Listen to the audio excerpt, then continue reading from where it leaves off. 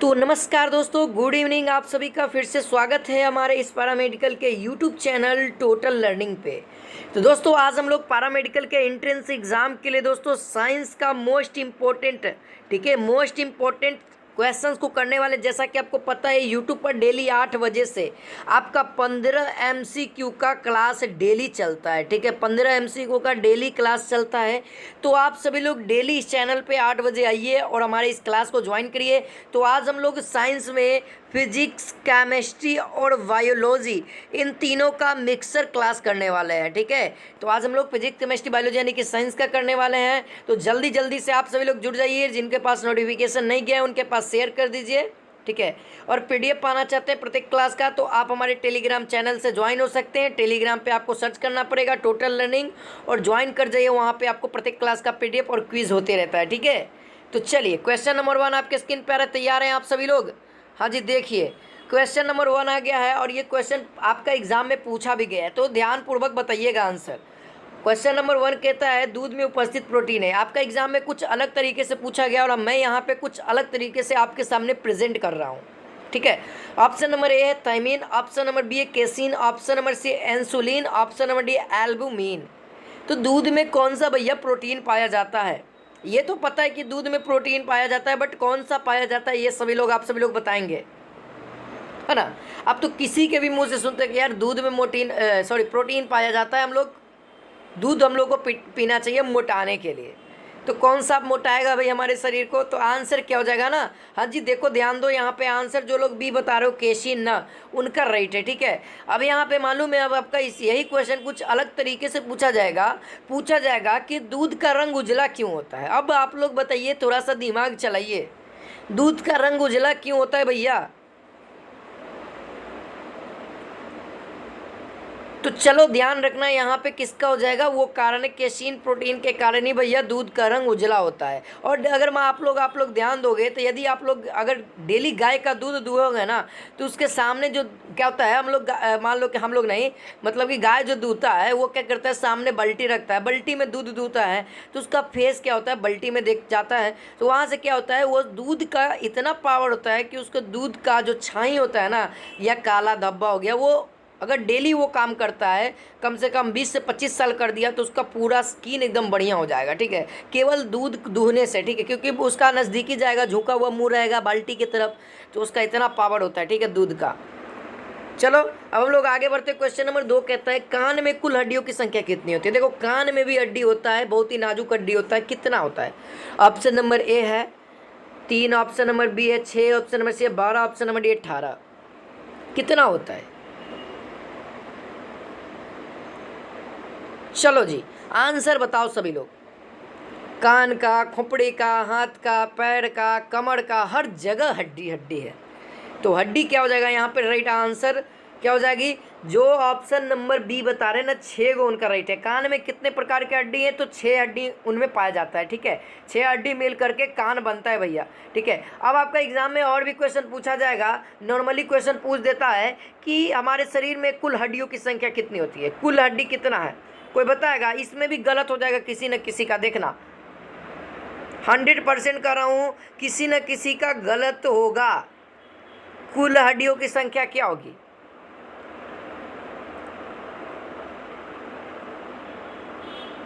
तो चलो जी ध्यान दो, यहाँ पे मैंने ये क्वेश्चन में नहीं बोला कि नवजात में या आपको जब युवा अवस्था में। तो यहाँ पे देखो हड्डी, कुल हड्डी 2 प्रकार के हो जाएंगे। पहला एक जन्म के समय, ठीक है, एक जन्म के समय यानी कि नवजात बच्चा का हड्डी, और एक उसका क्या होता है ना, जुड़ने के बाद क्या होता है, नवजात में क्या होता है, बच्चा जब जन्म लेता है तो उसमें 300 हड्डियाँ पाई जाती है, ठीक है। कितना पाई जाती है? नवजात बच्चे में 300। तो आपका एग्जाम में पूछ दिया कि नवजात बच्चे में कितनी हड्डियाँ पाई जाती है बाबू, तो आपको क्या बताइएगा दोस्तों? आप लोग आंसर बताइएगा 300, है ना, 300 बताइएगा ना।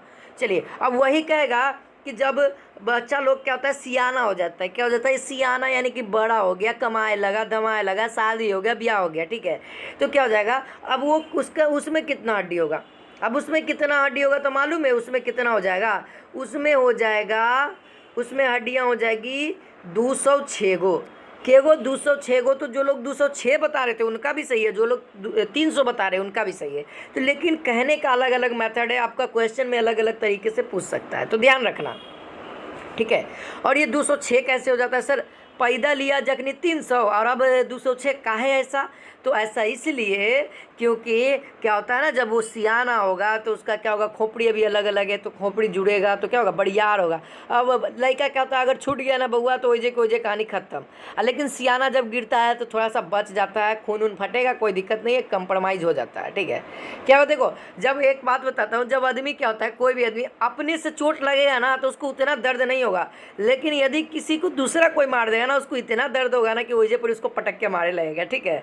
तो यही बात है, ठीक है। क्या होता है ना कि हड्डी जुड़ने लगती है और वो क्या होती है, मजबूत होती है, ठीक है। जैसे चलो आगे बढ़ते हैं अगला क्वेश्चन की ओर। अगला क्वेश्चन कहते हैं यहाँ पे क्वेश्चन नंबर 3 फिजिक्स का लगता आ गया। स्वतंत्र पूर्वक गिरती हुई वस्तु की कुल ऊर्जा क्या होगी? देखो स्वतंत्र पूर्वक गिर रहा है कोई पत्थर के, मान लो हम लोग चल गए 10 तल्ला पे चढ़ गए, मेरे बगल में क्या है, कैंसर हॉस्पिटल है, वो कितना है 12 की 15 तल्ला है, उस पर चढ़ गए हमें। अब वहाँ से वो ढेला गिरा रहे हैं, स्वतंत्रता पूर्वक वह गिर रहा है, तो उसका ऊर्जा क्या होगा वस्तु का, वो पत्थर की ऊर्जा क्या होगा? ऑप्शन नंबर ए बढ़ जाएगा, या ऑप्शन नंबर बी कहता है बढ़ जाएगा, या ऑप्शन नंबर बी कहता है घट जाएगा, ऑप्शन नंबर सी कहता है नियत रहेगा, ऑप्शन नंबर डी कहता है कोई भी नहीं होगा। तो पत्थरवा में कौची रहेगा, ऊर्जा बढ़ेगा या घटेगा या नियत रहेगा या कोई नहीं? तो जी ध्यान रखिए, वस्तु में किसी भी प्रकार का बल नहीं लग रहा है, यहाँ पे पहले ही कर दिया, स्वतंत्र पूर्वक अपने यहाँ पे गिर रहा है ना, छोड़ न रहे, उसमें बल थोड़े ना लगा रहे थे। यहाँ पे ऑप्शन नंबर सी नियत रहेगा, ठीक है। वस्तु में किसी भी प्रकार का ऊर्जा का न कमी होगा न बढ़ेगा, ठीक है। तो याद रखना आपसे। चलिए क्वेश्चन नंबर 4 बहुत ही लल्लन टॉप क्वेश्चन, आपका एग्जाम के व्यू से बहुत ही ज़्यादा न्यूमेरिकल टाइप के क्वेश्चन है। देखिए बहुत ही आसान है, समझने की देरी है केवल। यदि सरल लोलक की लंबाई 4% बढ़ा दी जाए तो उसकी आवर्त काल क्या होगा? देखिए मान लो कोई भी सरल लोलक है, ये कुछ इस तरीके से कोई भी एक बांध दिया गया है स्वतंत्र, और इसमें क्या है रस्सी, और नीचे में क्या है एक लोलक है, ये कुछ इस तरीके स्वतंत्र रहता है, जो इस तरीके से मूवमेंट करते रहता है, ठीक है। तो इसका जो आवर्त काल होगा कितना होगा, जब इसका 4% हम लोग लंबाई को बढ़ाएंगे तब। चलो बताओ आप सभी लोग, ऑप्शन नंबर ए है 8% बढ़ जाएगा, या ऑप्शन नंबर बी है 2% बढ़ जाएगा, या ऑप्शन नंबर सी है 4% बढ़ जाएगा, या ऑप्शन नंबर डी है कोई नहीं। अभी बहुत सारा क्वेश्चन करना है, आप सभी लोग लगे रहिए हमारे साथ, जारी रहिए, एक से एक क्वेश्चन, अलग अलग तरीके के क्वेश्चन मिलने वाले हैं। तो जो लोग वीडियो को शेयर नहीं किए हैं, लाइक नहीं किए, तो शेयर और लाइक तो बनता है, तो जल्दी से कर दीजिए। तो चलिए यहाँ पे आंसर देखिए, जो आंसर हो जाएगा ऑप्शन नंबर बी वाले का राइट है, 2% बढ़ जाएगा। अब 2% कैसे बढ़ेगा सर? तो देखो जब भी देखो, देखिए सरल लोलक की यदि प्रतिशत देखो दुगना किया जाए, ठीक है, लंबाई में यदि 2% कहो या दुगना कहो, बढ़ रहा है तो √2% क्या होगा, उसका आवर्त काल क्या होगा, बढ़ेगा, ठीक है, √2%। तो यहाँ पे कितना 2% बढ़ेगा, तो √2% आवर्त काल बढ़ेगा। अब यहाँ पे क्या है 4%, तो दू कितना हो जाएगा 4, तो यहाँ पर से दू कितना हो गया, √2 गुने √2 कितना हो जाएगा 2%, यहाँ पे आंसर हो जाएगा। हो गया ना, हो गया कि नहीं हो गया? यहाँ पे क्या है 4% है, तो 2% पे √2 आ रहा है, तो यहाँ पे 4% यानी कि दुगना है, तो यहाँ पे भी यदि √2 को हम लोग √2 के साथ मल्टीप्लाई करेंगे तो कितना हो जाएगा 2% बढ़ जाएगा, ठीक है। तो ऑप्शन नंबर बी हो जाएगा। आपका एग्जाम में कुछ अलग तरीके से भी पूछेगा कि सरल लोलक की लंबाई को हम लोग दोगुना कर रहे हैं, तो उसका आवर्तकाल कितना गुना से बढ़ेगा, तो वो भी कितना हो जाएगा √2 गुना से, ठीक है। कितना गुना से? √2 गुना से, याद रखना। और यहाँ पे ऑप्शन नंबर बी हो जाएगा। चलो आगे बढ़ो, तो यहाँ पे अगला क्वेश्चन आता है, कहता है रॉकेट किस सिद्धांत पर कार्य करता है? ये भी क्वेश्चन आपका प्रीवियस ईयर पूछा गया है, तो इम्पॉर्टेंट है। ऑप्शन नंबर ए है ऊर्जा संरक्षण, ऑप्शन नंबर बी है बर्नौली प्रमेय, ऑप्शन नंबर सी एवोगाड्रो परिकल्पना, ऑप्शन नंबर डी है संवेग संरक्षण।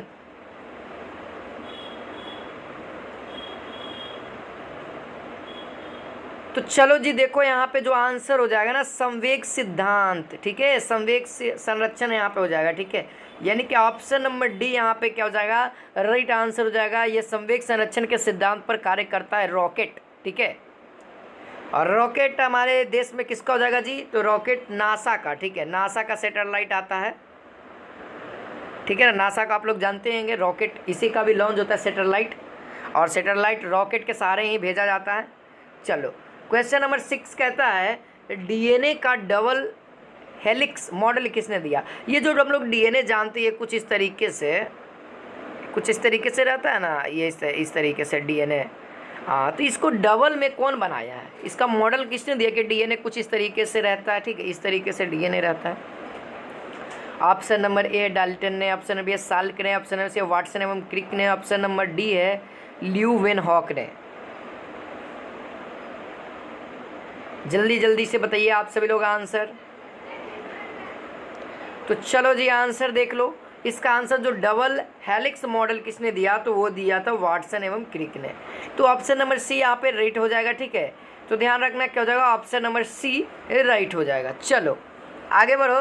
तो अगला क्वेश्चन आपके स्क्रीन पे आता है, कहता है क्वेश्चन नंबर 7, प्रयोगशाला में सर्वप्रथम डीएनए का संश्लेषण किया था। प्रयोगशाला में सर्वप्रथम डीएनए का संश्लेषण किसने किया था? ऑप्शन नंबर ए है मिलर ने, ऑप्शन नंबर बी है खुराना ने, ऑप्शन नंबर सी है डी ब्रिज ने, या ऑप्शन नंबर डी है केल्विन ने।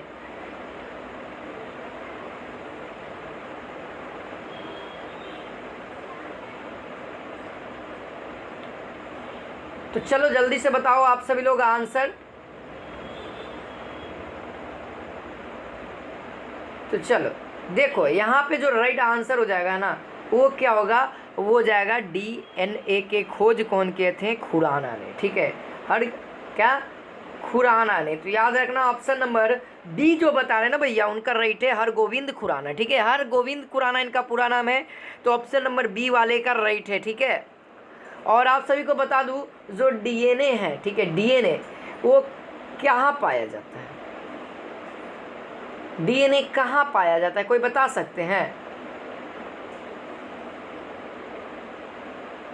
हाँ जी बहुत अच्छा। डीएनए कहाँ पाया जाता है? तो वो ज़्यादातर केंद्रक में पाया जाता है, यानी कि माइटोकॉन्ड्रिया में, ठीक है।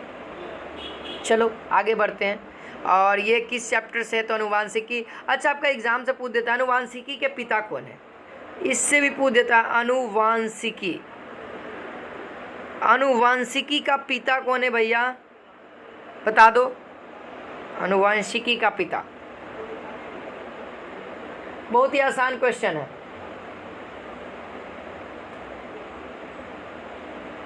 तो कौन है जी? तो क्या हो जाएगा, वो हो जाएंगे ग्रेगर जोहान मेंडल, ठीक है। इनका पूरा नाम क्या है? मेंडल के नाम से वो प्रसिद्ध है, मगर ग्रेगर जोहान मेंडल इनका पूरा नाम है, ठीक है। ये जेनेटिक्स जो चैप्टर है अनुवांशिकी, उनके लेखक हैं, ठीक है। इन्होंने क्या किया था, मटर के पौधा पे एक्सपेरिमेंट किया था, उसी में क्या स्त्रीलिंग और पुल्लिंग का पता भी लगाया था, ठीक है। चलो आगे बढ़ते हैं। क्वेश्चन नंबर 8 कहता है पारा का निम्नतम हिमांक कितना होता है? यानी कि पारा का जमने वाला हिमांक, यानी कि होता है जमता है बर्फ के जैसे कहते हैं ना, वो तो वो कितना डिग्री पर होता है पारा का? जल्दी से बताइए, ऑप्शन आपके सामने है जी।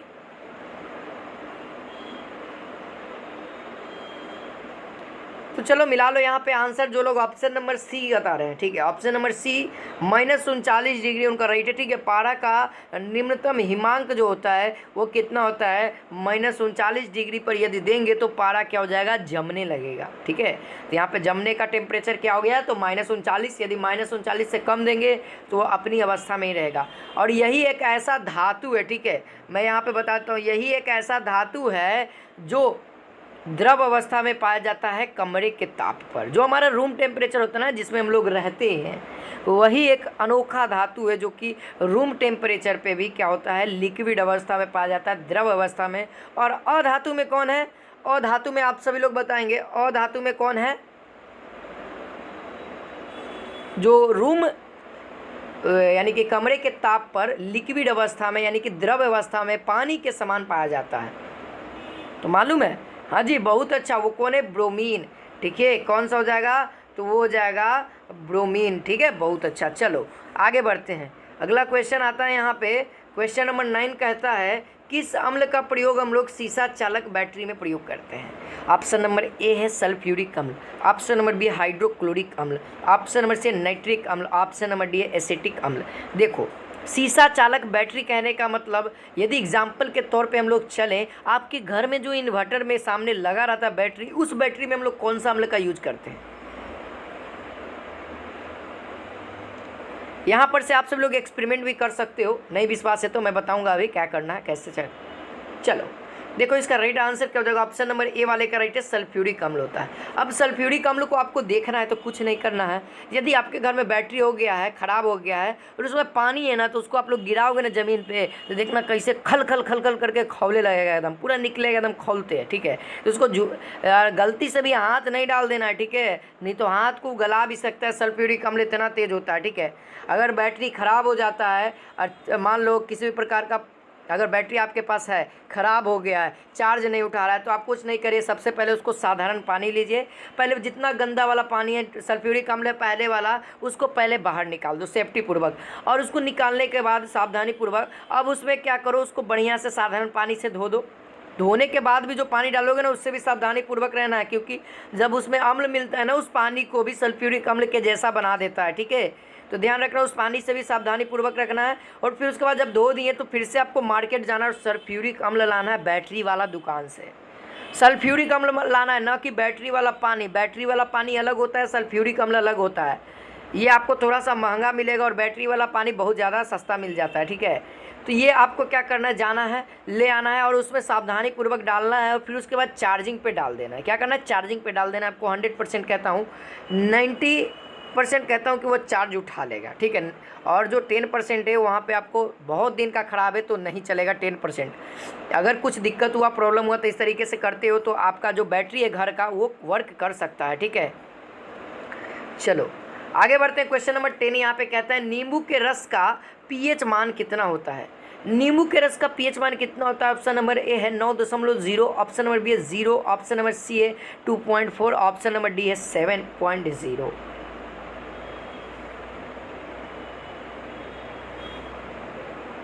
तो चलो यहाँ पे जल्दी से बता दो आंसर क्या होगा।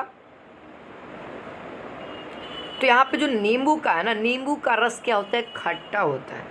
ये तो सबको पता है कि नींबू खट्टा होता है, नींबू का अचार खाने में अच्छा नहीं लगता है, तो हम भी नहीं खाते, शायद आप लोग खाते होंगे तो बहुत अच्छा, जो नहीं खाते हैं उनके लिए और अच्छा है। तो नींबू खट्टा होता है। खट्टा किस चीज़ का होता है, तो अम्ल का होता है। और अम्ल को मैं बता दूं, पीएच मान 7 से कम होता है। 7 से क्या होता है, कम होता है। अब यहाँ पे सर कहेंगे सर यहाँ पे 2 गो 7 से कम दिख रहा है, ऑप्शन नंबर बी और ऑप्शन नंबर सी। तो यहाँ पर से इन दोनों में से कौन सा राइट होगा? तो आपको बता दूं, खट्टा में भी कुछ ज़्यादा मात्रा में होता है, तो ज़्यादा मात्रा में ऑप्शन नंबर सी यहाँ पे राइट हो जाएगा, 2.4, ठीक है। तो नींबू का रस का मात्रा कितना होता है, खट्टा होता है कितना, तो 2.4। अब इसमें कौन सा अम्ल पाया जाता है, अम्ल का नाम बताओ, अम्ल का नाम आप सभी लोग बताओ जी, कौन सा अम्ल पाया जाता है जी, जल्दी से बताइए आप सभी लोग।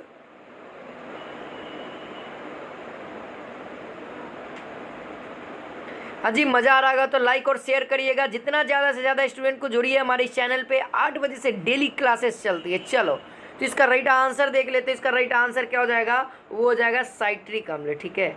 साइट्रिक अम्ल नींबू में पाया जाता है, याद रख लो, ठीक है, याद रखना, ठीक है। और मालूम है नींबू का हम लोग कहाँ कहाँ यूज करते हैं? नींबू को छेना बनाने में यूज करते हैं। रसगुल्ला जो जानते हो ना, दूध को फाड़ते हैं पहले, तो वही होता है, ठीक है। नींबू का यूज मेनली रूप से हम लोग छेना बनाते हैं। अलग बात है कि अचार भी बनता है, ठीक है। चलो क्वेश्चन नंबर 11 कहता है, गन धातु में होता है। देखो केमिस्ट्री का क्वेश्चन आ गया। ये कौन सा है, धातु वाला में चैप्टर में से है। गन धातु में कौन कौन सा एलिमेंट होता है? ऑप्शन नंबर ए कॉपर, और फिर क्या है, Sn यानी कि टीन कहते हैं, और Ni मतलब निकेल कहते हैं, Nb Sn An, और C कहता है कॉपर, फिर Sn तथा Zn, और D कहता है कॉपर और Sn। कौन सा होगा?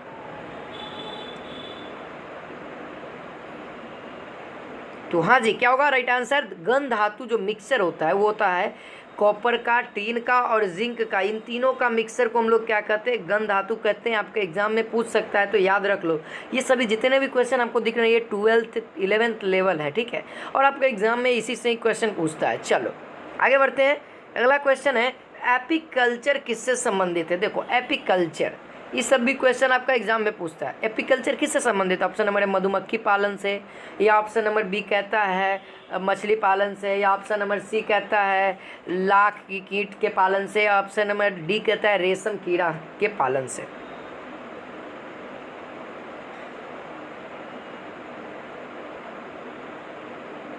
तो चलो देख लो यहाँ पे आंसर क्या हो जाएगा। वो हो जाएगा एपीकल्चर किससे संबंधित है, तो वो है मधुमक्खी के पालन से। ठीक है, क्या हो जाएगा? मधुमक्खी के पालन को हम लोग क्या कहते हैं? एपीकल्चर कहते हैं, तो याद रखिएगा। उसी तरीके से आपका एग्जाम में मछली पालन कहेगा तो मछली पालन को हम लोग क्या कहते हैं? जल्दी से बताइए आप सभी लोग। मत्स्य पालन।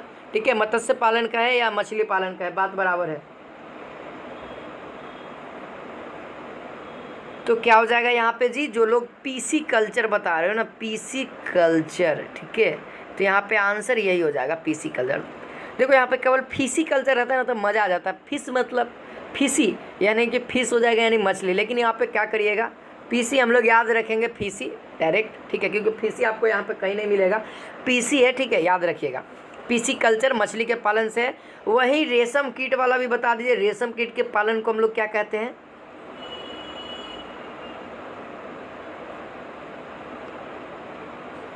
तो मालूम है क्या कहते हैं? हाँ जी, जो लोग सेरीकल्चर बता रहे हैं ना उनका राइट है। ठीक है, क्या कहेंगे?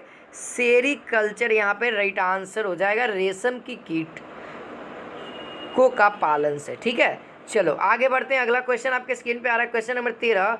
शहद का मुख्य घटक, यानी कि शहद में कौन सा घटक पाया जाता है? Option number A glucose, option number B है सुक्रोज, ऑप्शन नंबर सी है माल्टोज, ऑप्शन नंबर डी है फ्रक्टोज। कौन सा होगा? ग्लूकोज मालूम है मीठा नहीं होता है, बट ग्लूकोज को हम लोग मीठा बनाया जाता है उसमें चीनी डाल के। ये जो ग्लूकोज पीते हैं ना वो कह सकते हैं मेनली रूप से मीठा नहीं होता है, उसको बनाया जाता है मीठा। ठीक है, और फ्रक्टोज क्या होता है? ये हमारा मीठा होता है। ये कहाँ पाया जाता है मालूम है? ये फलों में पाया जाता है। तो याद रखना, फलों पे पाया जाने वाला क्या कहते हैं? कार्बोहाइड्रेट। वो कौन सा है? ये है फ्रक्टोज। ठीक है, चलो बताओ शहद में कौन सा पाया जाएगा?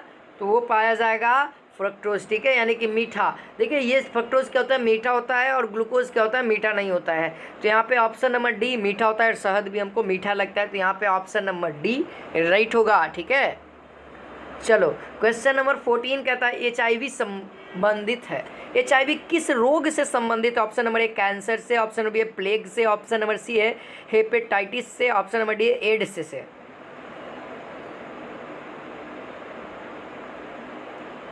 तो आप सब लोग सुने नहीं है कभी कभी? देखिए इसका आंसर तो क्या हो जाएगा? वो हो जाएगा एड्स हो जाएगा। ठीक है, ऑप्शन नंबर डी यहाँ पे राइट हो जाएगा। ठीक है, एड्स। अब देखो, अब आप लोग सुने होंगे, जब भी आप लोग एड्स का डायरेक्ट जाओगे ना और हॉस्पिटल में कहो ना कि सर हमको एड्स का चेकअप करना है, तो वहाँ पे कहेगा कि एड्स नहीं बोलो, HIV चेकअप बोलो। HIV हम लोग चेकअप कराएंगे। ठीक है, तो यहाँ पे ऑप्शन नंबर डी वाले का राइट है। ठीक है, HIV किस चीज़ से संबंधित है? तो वो एड्स से संबंधित है। चलो आगे बढ़ते हैं। क्वेश्चन नंबर 15 कहता है किस मानव अंग में सर्वाधिक कोलेस्ट्रॉल उत्पादित होता है? यानी कि कौन सा अंग में कोलेस्ट्रॉल ज़्यादा पाया जाता है? कोलेस्ट्रॉल कहने का मतलब वही वसा वाला। ऑप्शन नंबर ए है यकृत में, या ऑप्शन नंबर बी है अमाशय में, ऑप्शन नंबर सी है अग्नाशय में, या डी कहता है पित्ताशय में।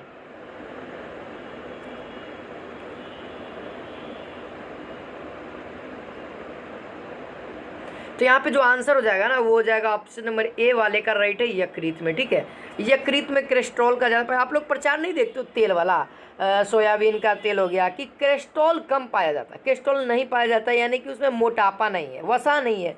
ठीक है, तो यहाँ पे ऑप्शन नंबर ए, जो कोलेस्ट्रॉल होता है ना ये कहाँ पे अटैक करता है? तो वो करता है यकृत पे, जिस पे हम लोग हार्ट अटैक आने के चांसेस बनते हैं। ठीक है, तो ये बात ध्यान रखना है। तो आपको ज़्यादा वसा वाला भी नहीं खाना है। ठीक है, ज़्यादा तेल मसाला वाला, उससे क्या होता है? हार्ट अटैक आता है, फिर या कह सकते हैं उसको पीलिया रोग भी हो सकता है। ठीक है, तो ध्यान रखना है यहाँ पे ये सब बात को। चलिए, और आज का वीडियो यहीं पे रखते हैं, आज की क्लास को। तो मिलते हैं नेक्स्ट वीडियो में। आज के लिए बस इतना ही। तो जय हिंद, जय भारत।